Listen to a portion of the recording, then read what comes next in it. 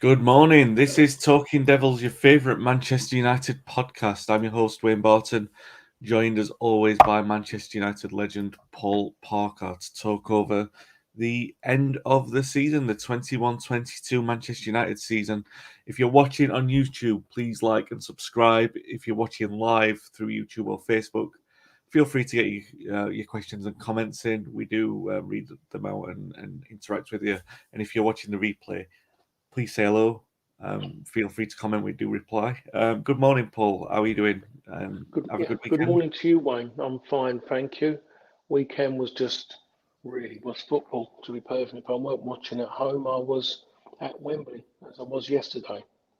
Yeah, how was that? Nottingham Forest making their own mark in history. Yeah, it's great to have a club like Forest back in the top division, but they've got a lot of work to do. A lot of work. What I saw, they're going to have to go out there and invest a little bit just to improve it because it wasn't their best performance I saw really. No, it wasn't the Forest of the cup run that we've seen this season, and they did ride the luck a little bit. Obviously, first of all with the own goal, but secondly with a couple of decisions that went in their favour. But like you said, Forest are one of the great clubs of British football, aren't they? So it is really good to see them back in the top flight, especially for Nottingham, that area as well. It's been a long time. Yeah, that for that side of the country. There's a derby game for them straight away when they play Leicester City, and I just think they're just, don't know, maybe people of my era will always remember them. And when you talk about Nottingham Forest, you can only think about Brian Clough. Yeah, absolutely. And if anyone likes those silly omens, I think Forest won at Old Trafford in 1994. So anyone likes doing those long countdowns where it's like X years since someone won at Old Trafford, they'll probably gonna break that record next season. Good to have a newly promoted team to beat us. I'm being too pessimistic already. Okay, so before we begin, I do want to refer to the sad news that we've seen this morning. Andy Gorham, the legendary Rangers goalkeeper, who people may remember having a short spell at loan at Manchester United in 2001, just as we were closing out the title-winning season there. And he's been suffering cancer from some time for a while, and he revealed that. It's in the news this morning that he revealed that he's got just 6 months to live, and it's a particularly aggressive form of cancer. It's one that I'm familiar with through a relative, and it's just absolutely tragic news. I mean, obviously, as we reflect and we pass our condolences, and our thoughts and best wishes go to Andy. I want to give a little second to remember how good he was as a player, Paul, because it's not sentimental to be saying that he was one of the best goalkeepers in the world in the early 90s, is it? He was, when he was at his best, he would be a brick wall in goal, wouldn't he? His reflexes were incredible. Yeah, he was very good. I still remember him from when he was at Oldham at that time. Yeah, So yeah, he was a good goalkeeper, but goalkeepers weren't getting that much acknowledgement back in the day. It mm, wasn't about so much about goalkeepers there to do a job, and they had to do that, and that was not conceding. He was a very, very, or is a a very good shot stopper. The goalkeeper as well commanded his box with his voice as well. He had a big, big presence when he was in that goal, and he wasn't the big. You look at today's goalkeepers. People would have doubts about it because of his stature. He yeah. wasn't the biggest, the height wise, but it didn't make a difference because if he shouted keepers, people know. Even if you played with him, people would know he's going straight through you. Yeah. No, yeah. He was a definite presence. One of 11, not just one, to make up the numbers for sure. And, if anyone's been affected by that news, because it is absolutely tragic, then, yeah, my thoughts go out to you. Reach out to me if you want to talk about it, because, I've been through, obviously not personally, but the experience of it, and it is aggressive and it's devastating. It really is. The other news of the weekend, before we get on to United, Real Madrid defeating Liverpool in the European Cup final. What do you make of the game? Klopp's come out after Liverpool dominated the first 40 minutes, and we're not here to talk really about Liverpool and Real Madrid, but it's the European Cup final. Liverpool dominated the first 40 minutes. They put Courtois into a few saves, I still can't get over why that Benzema goal was disallowed. So when they did score in the second half, I felt it was justice. Obviously, Liverpool feel otherwise because if you see Klopp's reaction to it, he's behaving like, they threw the Alamo at Real Madrid. That wasn't the game that I watched. And Liverpool, on the balance of the play, probably deserved something more from it, but it wasn't really the battering he made it out to be. Courtois, rightly the man of the match, but by the off time mark, Real Madrid had sort of settled into the game. Show me a good loser, and I'll show you a loser. That's the phrase. So Klopp, you can understand why he's coming out. He's a lot of sour grapes that he comes out and does this whenever he's not won a game, because it's always the way that the opposition manager sets up. But I felt they played decent. Madrid. It wasn't a great game by any stretch of the imagination, but I didn't have any. Obviously, I'm a United fan. Didn't have any complaints with that. How did you see the game? I think we have to say first and foremost that's maybe one of the poorest Real Madrid teams that's won the Champions League. We have to say that quite poor, nothing really outstanding. Benzema, when you ever want to call him, is the focal point. He's their most consistent player. Because even the goal scorer, he's not a consistent player. He was just very, very fortunate that he was playing up against Alexander Arnold.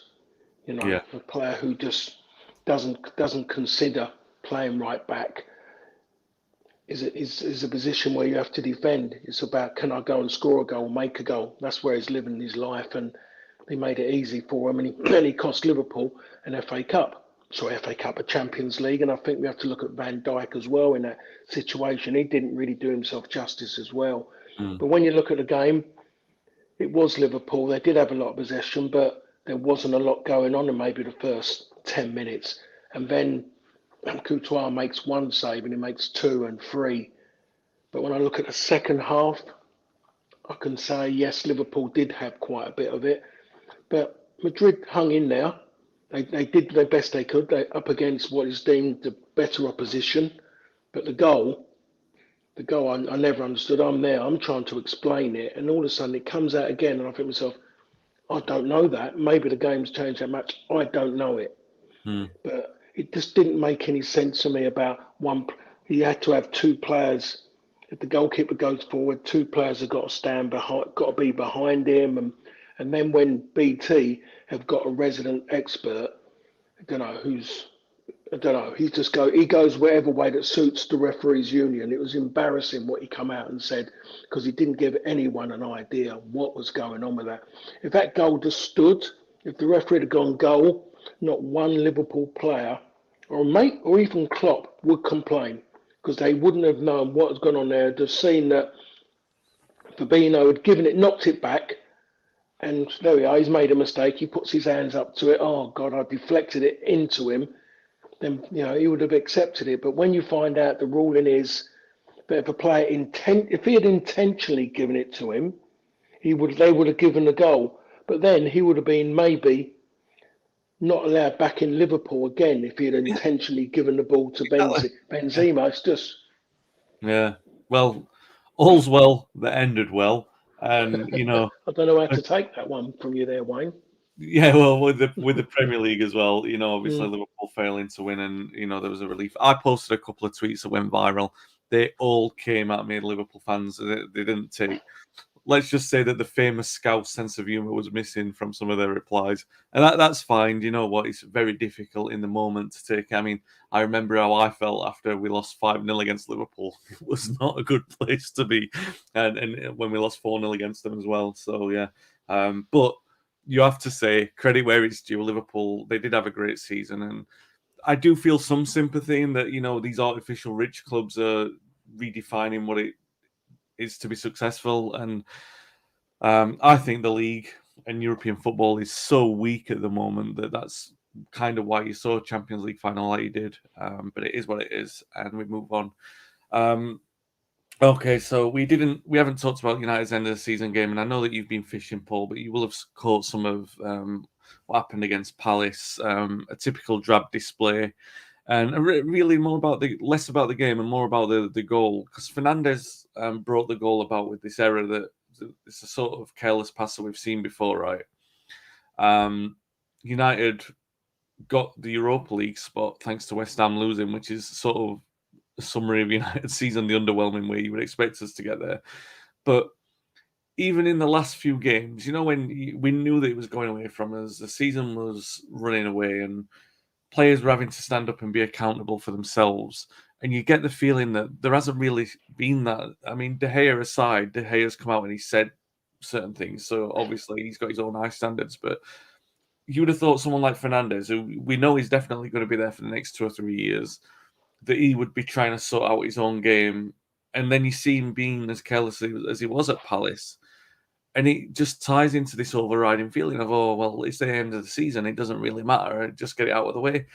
Am I being too harsh on him? I know we've been critical of Fernandes this season, but for the goal to be conceded in the way that it was and for him to give it away the way that it was, you know what I mean? And everyone's been critical of Fernandes the last dozen games or so.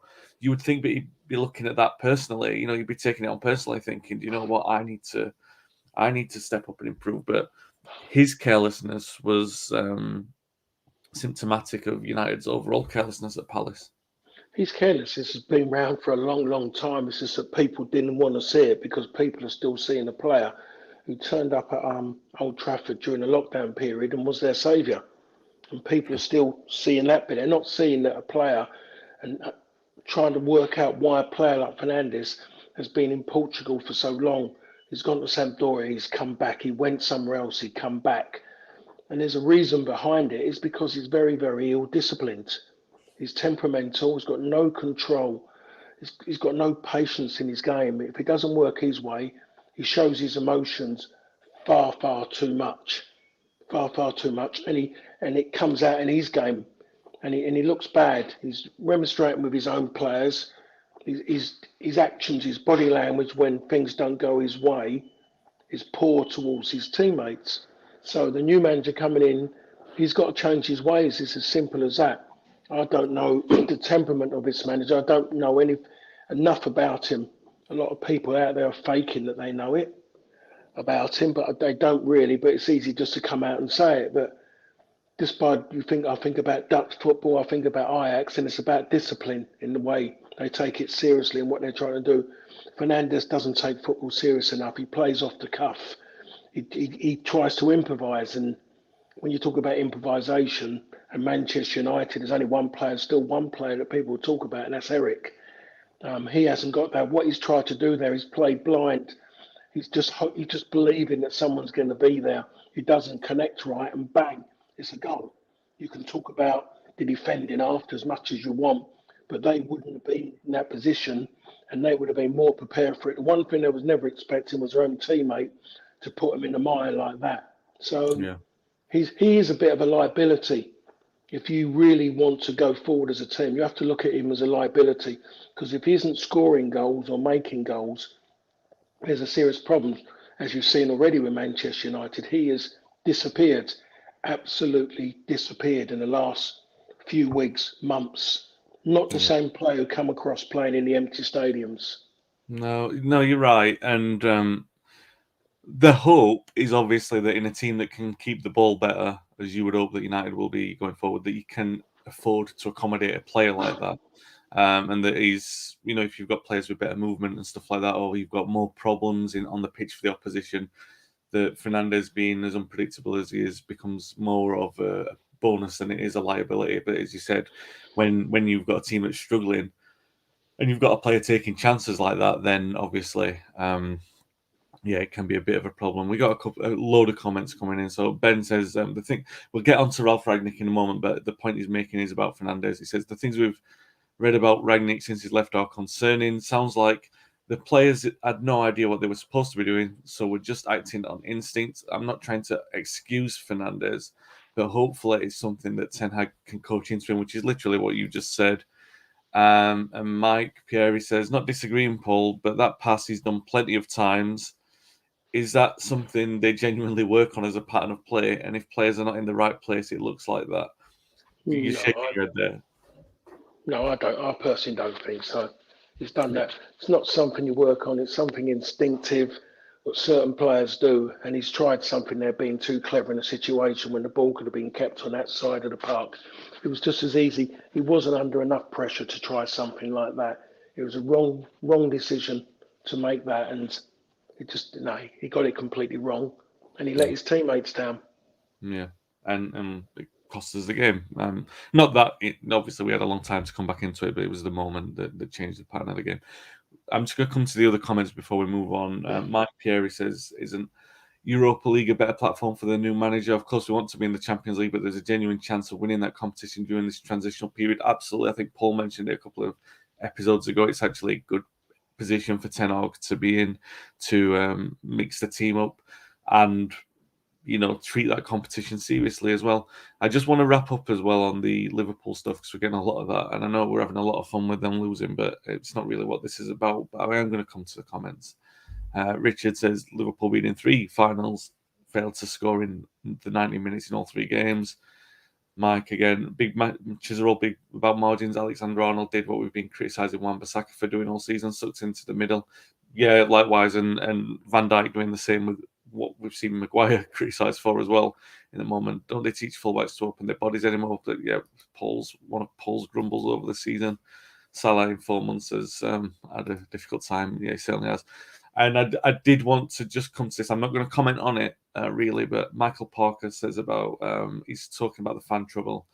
Thoughts on the trouble with fans getting into the ground. From what I've seen, this was a policing issue.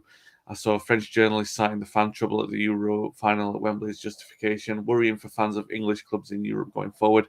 Yeah, as the time goes on and more accounts come out of what actually happened, I think it's wise to wait until we've absorbed all of the information before making it. And it's really not our place to comment because obviously as consumers of football and Paul as a legend of football, we see it differently from obviously the Liverpool fans who were there and experienced it as well. I know I know someone who was there, and they said that it was a lot of bad stuff from the police, and United fans are used to that. I will say though, just not nothing to do with what happened at the weekend, but I think since all of us had been caged up for so long, and those Euros, and I was doing events, I was going to events, and I just saw I had so many young people at events, and all they wanted to do was sing songs about German bombers. When goals were being scored, they wanted to throw bottles in the air. Our culture's changed from being from for those lockdown period. Our culture has changed. People Yeah, now are not tolerant anymore. yeah, In general, the whole thing. Everyone wants things now. I want it now. Now, anything that happened a week ago, that's forgotten now because it's so. The whole thing is just everything's rolling on and rolling on. How people are behaving themselves in these moments. yeah. No, yeah. And also perhaps factor into that these are the first time we've had these large scale events that have got big capacity since that, and everyone's finding new ways to behave. Yeah. Like I said, the information's still coming out on it also. So yeah, a couple more comments before we move on to the next part. Patrick, morning gents, thanks for the therapy Mondays this season. It's been a big help. I don't know how much of a help it's been for Paul, but he sat through it, bless him. A good sport. Agree with Paul on Bruno being a liability. If he's doing the numbers, fine. If not, he's far too wasteful. In addition to Rashford, Fred, McTominay, Wan-Bissaka, too many players not that composed on the ball, which is a prerequisite for a Manchester United player. Yeah, absolutely. Richard says, put your money on United winning the Europa League next season. Well, United finished 6th. That's the competition that we're in. There's no point even going over the fact that it was a massive disappointment and underwhelming end to a season because we were dreadful the entire time. Apart from the first few weeks where we're thinking, oh, this might be something, and then the few weeks after that, we was like, oh, Ronaldo's goals are compensating these bad performances, and then it was like these bad performances are really bad, and United, from hoping they're in a title challenge, finished 6th. I'm just going to quickly come to our awards of the season part, player of the season and goal of the season. Paul, slim pickings, really. Um, in the areas, I think we've both praised De Gea, Lindelof, Fred, and Ronaldo. Um, that's probably the 4 to pick from, right? And it's not a great selection. I mean, De Gea's been. He still made a couple of errors that you wouldn't have wanted him to make. Ronaldo for the goals, which have undoubtedly saved United from being much lower than they could have been. He's still gone missing sometimes. He still looked like a 37-year-old sometimes, as much of a legend as he is. Fred, as improved as he's been, still doesn't look really composed on the ball. And Lindelof, I mean, what can you say about that? He's been the best of a bad bunch in defence, and it's not really his faint praise, really, when you say that he's been the best in that area. So, from all that, who stands out for you as your player of the season? I think when you look at most things, you look at what wins your games of football, and United have nicked games of football because of an individual. So you're going to have to say Ronaldo. It's not. Yeah, I really don't want to say that, but I don't want to give it to David De Gea for the simple reason is, which is easy to do because of it's actually making a failure even worse if you say him. He let in 50 odd goals, but to mm, be honest, it could have been 80 odd yeah, if it wasn't for him. United, did they finish? Did they finish zero in goal yeah, on goal. difference? Yeah, Yeah, which is an absolute disgrace. It's Manchester United. This yeah, puts them down as in Premiership history as the worst ever Manchester United team. yeah, Worst ever season in the Premier League. Just on the fact of having what 0 +1 or -1 goal difference, it's been absolute shambles. So I saw David De Gea. David De Gea said a few words talking about his season. Everyone's coming at him. Look how many goals he let in, and you go, yeah, well, yeah, you could say that, but I still look at the fact of how many goals could Manchester United have conceded. When you yeah, talk about a goalkeeper, you talk about a shot stopper. David De Gea is that, but everyone is caught up in this world of because he can't play out from the back. yeah, And I keep saying it. The most important thing for a goalkeeper is to stop the ball going in the net. Not how many times he can keep it up or half volley it out wide and get, take it on his chest and, you know, roll it on his shoulder and then flick it the outside of his foot. You look at Allison. Allison, how many times does he get caught out? How close by trying to overplay? yeah, Why do people want their goalkeepers to be as good as outfield players? There's a reason why goalkeepers are goalkeepers and a reason why they're not outfield players. So people yeah, have got to get it out of their head. Is Allison as good a shot stopper as David De Gea? No, he isn't. mm, Is Edison? No, he isn't. The difference with them, though, is that they play in better teams than Manchester United. And we wouldn't be talking about David De Gea if he played for City or Liverpool. It's as simple as that, if you really want to look at something. But no, yeah, please talk about watch games of football, 90 minutes or just over, rather than keep using stats to define how good someone is. It just gets on my nerves. yeah. You're absolutely right, and the thing is, in a better defense, does De Gea's range of abilities look better? Do you know what I mean? We've seen that he does in the past, and there's no questioning the fact that he was fantastic last season. And I'm always reminded of. I was just looking up there the stats of Alex Stepney because he always talks about the number of goals he conceded when United went down, and it was 48. And United are conceding more, and that was largely considered to be a dreadful defensive team. Do you know what I mean? So, um, yeah, it's there's no doubt about it that I mean he's had to deal with a erratic defense in front of him, and there's also no doubt about it that he doesn't have some of those skills that we've mentioned. That's him as a goalkeeper, and does the range of abilities that he does have compensate for what he doesn't?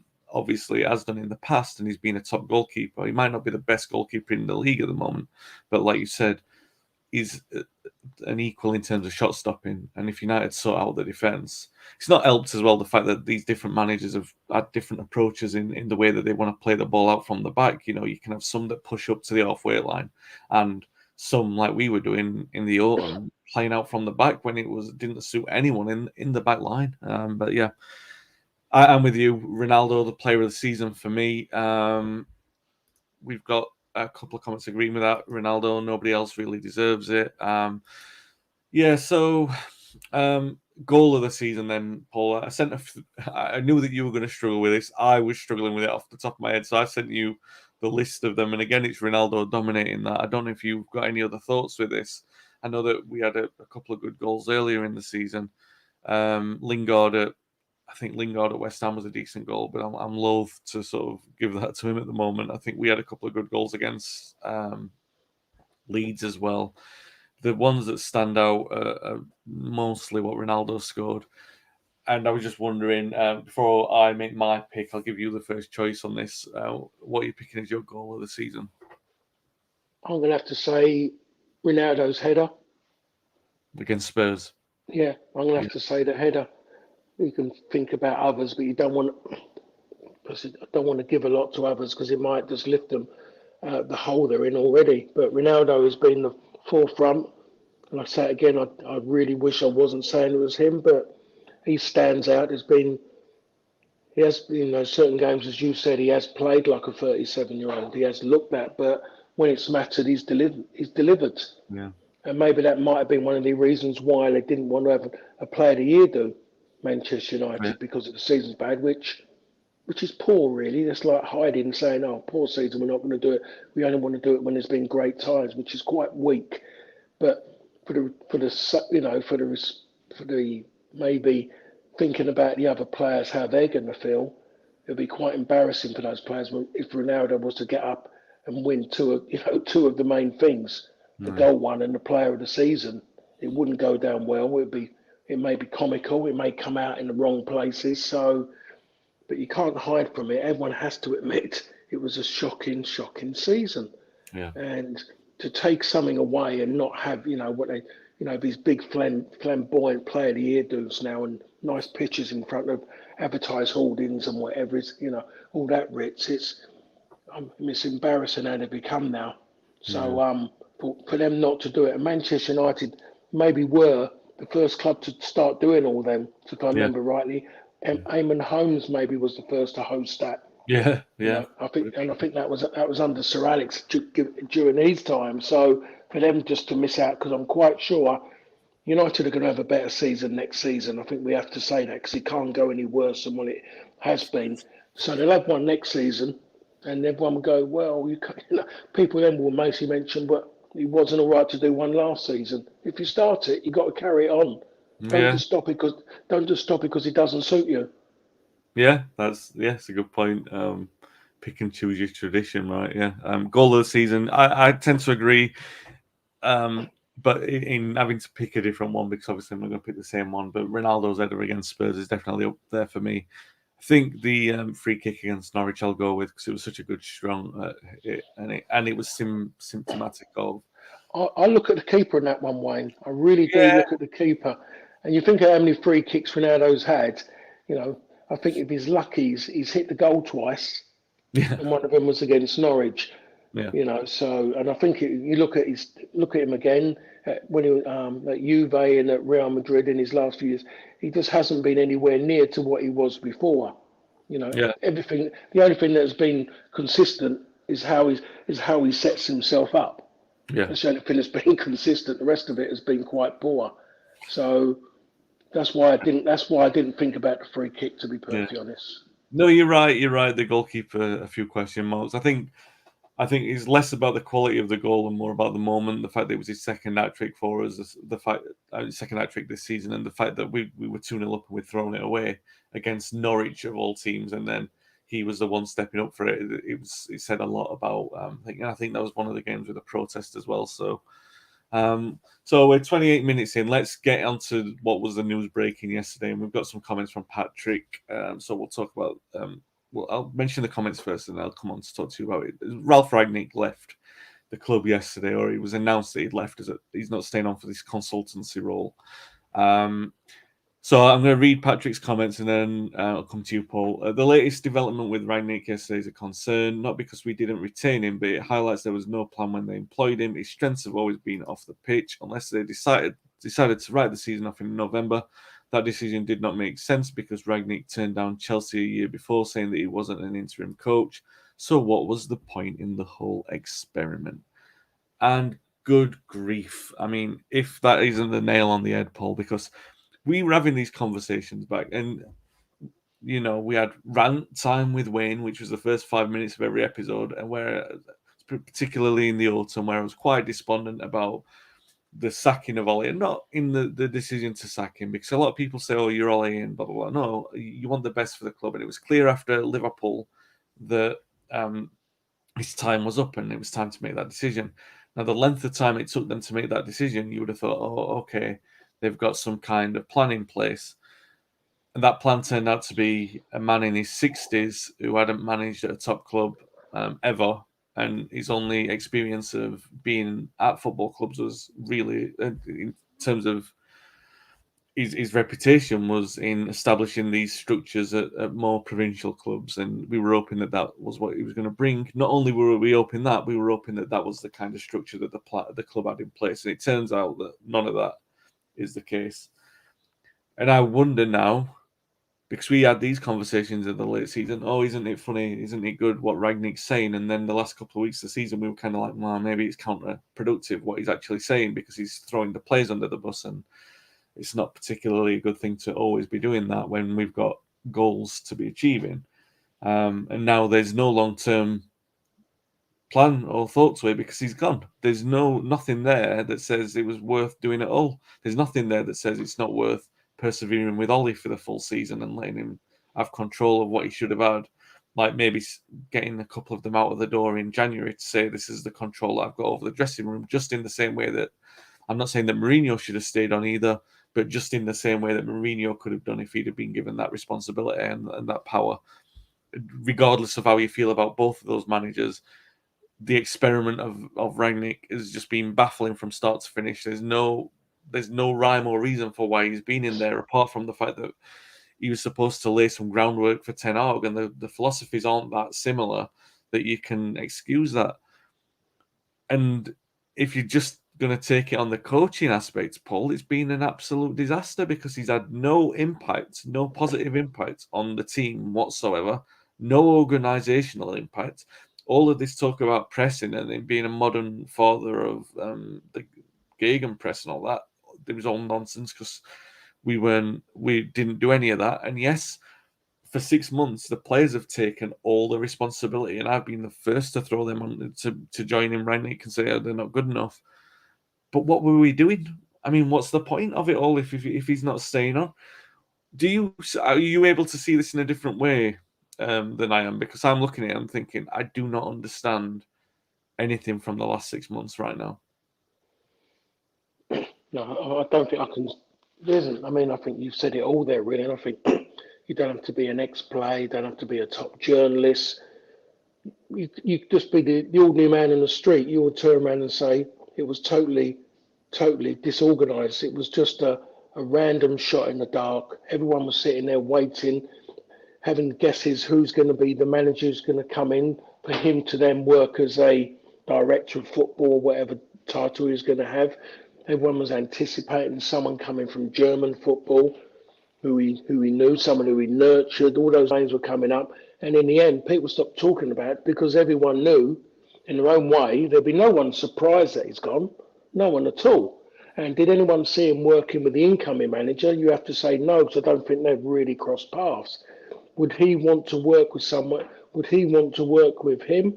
I would say no, because then he would say he would want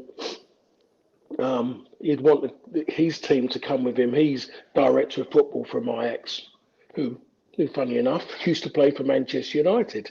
Yeah. So that's who he'd want to work with, and he thought that would work really well. That's if Edwin wanted to come. Edwin might be quite happy where he is and didn't want to lose that relationship. Yeah. But Rangnick, I mean, some of the things he said, you think, oh, that's a little bit close home. But there was a lot of what he said I think needed to be out there so a lot of the fans could understand maybe what some of these players are about. Yeah. I think I'd have to pick and choose some of the things, go through it again to see what was valid. Some of it was a little bit under the bus, but I don't think it was as severe as Mourinho was. Mourinho's was about the severity of it. When he said it was worse because the timing was poor as well. Yeah. But I think he said things, and a lot of United fans would have respect for him in the man who just come out and said it when players were asking for days off because of, I don't know, their nan wasn't feeling well or something like that, and they wanted days Yeah. off. So he was just picking up on the weakness, the mental weakness, and maybe the entitlement of some of the players at Manchester United. And I'm hoping, which I believe was a great thing to happen because it called out quite a few of the players, and Yeah. it found them out. So I'm waiting to see what happens next, and if the person's going to come in, is he just going to be a coach or is he going to be a manager? I'm hoping he's the latter because that means then he's going to make big decisions on players, and he's going to try to say, "You're not doing that. You're not doing that." And when the players want to go to their agents, and their agents then want to go to the owners, to the CEO or whoever, and they're going to turn and say, "Sorry, it's the manager's decision," which in theory should that's how it should be. And Mm. and then he has to justify it to the people above him. It's called line management, and I don't think Manchester United have had that for a long, long time. I would say they haven't had that since 2013. Is it good or is it nonsense? Not nonsense. Is it a positive thing that, I mean, he brought in Chris Armas, who, regardless of whether or not you believe the reports of the players like having a dig at him and wondering who this guy is, he's gone already. So he's just been brought in for 6 months. This is a coach. There's the Sasha Lenza, I think, is the sports psychologist. He was in for 6 months and he's gone. What's the point? I don't understand what the point is with these appointments. To have Rangnick have some familiar people around him, none of it makes any sense because you've been sold, especially when you've given away the stability of what we had for what it was worth. You were basically admitting that there was no plan and there was no structure in place, and this idea of a short-term structure that you were selling everyone as a long-term philosophy didn't have that long-term philosophy behind it, and you've in fact gone back to hire one of the people who were one of the two favourites back in November anyway. I don't understand why. It's not like he was guarded by kryptonite, is it? Yeah, he might not have wanted to leave Ajax, but if you'd told him, well, you've only got 2 weeks to decide on this job, I think he would have probably come to Manchester United, and United might have had to pay a little bit more. But if they'd have paid a little bit more in November, maybe it would have had a longer term benefit rather than this absolute disaster of the conclusion of the season. I really don't understand where we've come from with this. And as expected, a few comments coming in about this, obviously. Before I do that, Mike Pieri commented about the goals of the season. Ronaldo home and away against Spurs. There was the away goal that we forgot to mention, which was a good one. Tellez against Villarreal, which was the volley from the free kick, which was really good. And Ronaldo's late winner against Atalanta away, which was really good as well, where it sort of bounced and he took it on the off volley. So yeah, definitely some in there. Richard says, can't blame Ralf for thinking the club's in disarray. I suspect he does, following his withdrawal from United. I think he came in to steady the ship that needed steadying. He wasn't brought in as a long-term manager. We can't judge him as so. So a team taking responsibility, playing well below par, and it's a nightmare scenario, as John Shuttleworth would say. Ben says, maybe we needed this humbling season to reset expectations. The alternative was Conte. That could have kept us treading water rather than the rock bottom we ended up with. Yeah, I guess that's the thing. I mean, Conte's obviously done a decent job at Spurs, and then you look at, would it be a bad thing if he'd have got more out of these players? Is it better that we've seen them exposed in the way that we have done? It's a difficult question to answer with that. Ben says he agrees with you, Paul. He left everything exposed, nowhere to hide for anybody, and that is the refreshing aspect from it. Ralf did what Ollie wasn't prepared to do. I think that's fair as well, but you can again question if it was completely necessary. Patrick says he felt he would be for a while to build a sustainable football setup as per the previous setups. And that conversation is going on with Patrick and Richard in the comment section, so I'll leave them to that. One thing is for sure that Rangnick he's gone. He's going to be concentrating on his work in Austria.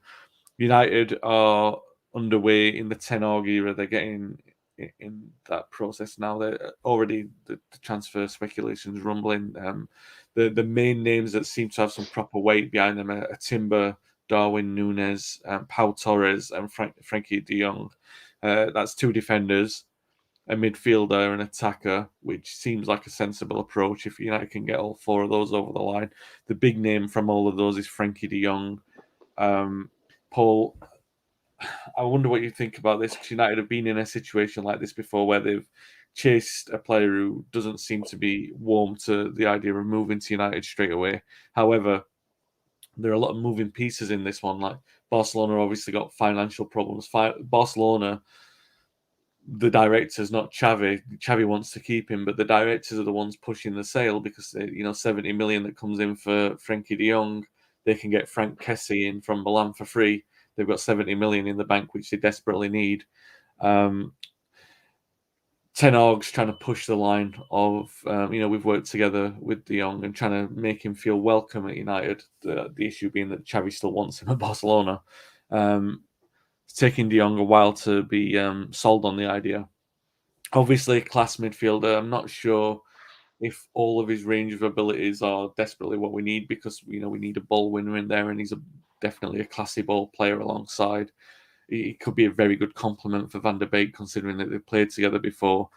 But in terms of the motivation of it, does it concern you that he's sort of dragging his feet with this, that he doesn't seem to be sold on a move? Well, is it understandable? What I'm trying to say is, if we get him, do you have any concerns about what his motivation will be once he's there? Well, I think it's the fact of, maybe you can look at it on his side, that he's never really been accepted by Barca fans. Yeah. And I think maybe he just wants to, or maybe feels that he's ended the season quite well, and he wants to have another to prove a point. Yeah. Which I don't think you can knock anyone for. That might be the reason, and to leave Barcelona, he's mostly enjoying it. The lifestyle there as well, playing for that football club, makes a big difference rather than coming to live in the northwest of England. That's what might be on his mind as well. And that's not being disrespectful. That's just saying it as it is. Yeah. The sunshine of Barcelona and the surrounding areas compared to, the city of Manchester and the surrounding areas, their surrounding areas. So, and this, if he was, if it was different, if he was coming from a lot lesser team, I would have my doubts, because it makes sense. But I can see where he's coming from. The strength is the manager. The strength is Van der Beek being there as well. And the other side of it, he's got every right to, is say, well, who else, are you going to guarantee me that you're going to bring in the players to complement me as well? Yeah. That's the thing. There's no point just getting that one player and don't complement him with others, and he's left with the same players around in midfield, players who have been there in eternity. Will mostly just try and go back to normal. If it's going to be changed, he's got to bring in 3 or 4 players into that dressing room who are going to change the culture of that self-entitlement in that dressing room. He has to do that, and what it is, that those players will be seen as snitches because they've come in, especially the likes of De Jong and Van der Beek. That some of the players will change towards him because he knows the manager. Some will want to know more about him for the right reasons. Others will want to know things about him and throw things in there, little small grenades, just to try and to unsettle things because it's not going right for them. So, this is going to be a testing pre-season, and the proof will come out in the cooking during that season. People will see what's gone on, and we'll see maybe some positive changes for Manchester United, and there will be a few of them that will be so negative that you won't see them again. Yeah. Yeah, it says, Ben says, I don't blame De Jong for being concerned about joining United. It shows he's paying attention. I have no problem with needing to convince a player, though, as long as it's for football, not cash. And yet, great points. But Paul's exactly right again with the complementary styles that we've got in there. This is the area. This is the time of United's evolution where there's going to be a lot of turnover in that area. Matic is going to be going. Pogba should be off. You can't rely on Fred and McTominay. There's a lot of talk about Neves as well, Ruben Neves, but he's not a ball winner. He's a ball player. Now, Neves and De Jong, I can see them playing together, but you're still going to need someone to try and get that ball back. Whether or not that's going to be one of the more progressive defenders like a Timber, you don't know, but you would think that you're going to need someone to scurry around in the middle of the park and get the ball back. Maybe, you never know the kind of things that are being said to De Jong in order to convince him. Are they going to promise him the captaincy moving forward or something like that? Is that going to be promised to Ronaldo? De Jong's certainly captain material, but is that enough to convince someone to leave Barcelona and join Manchester United? Can you sell someone on the idea that you're building hopefully the next generation of a United team, a great team around him? Because I mean, he could certainly be that. He's got the attributes to be that player, and it'd be better for us to sign him than it would be for him to come to us. That's for sure, because his prospects are so high. But this is one of those situations that we should be able to take advantage of, with Barcelona being in the problem that they're in at the moment. But yeah, I think I don't have massive reservations about the motivation as long as we get him over the line, because I think professional players are professionals, and if we sign him, there's a sort of an admission at the age that he is, like 24, 25, that he'll be spending his peak years at United. Even if he sees another move somewhere else in the future, that's going to be the motivation for the next 3 or 4 years, and that's what United need to be looking towards. But this speculation is going to be rumbling on all season, all pre-season for sure, and we will be back at some point over the pre-season to go over it. Just wanted to make sure that we had a season review in the bank here. So if you've enjoyed the podcast, please give it a like and subscribe on the YouTube. And if you've listened back to it on the audio, please give it a nice review and subscribe on the platform you're listening on.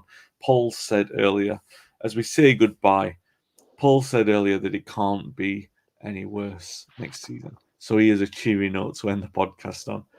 Just because it was as bad as we've seen doesn't mean it's as bad as it can get. So, yeah, that's a foreboding word for the 22-23 season. But thanks for listening. Thanks for watching, guys. And we'll be back soon with a podcast over the summer to go over the transfers that may or may not be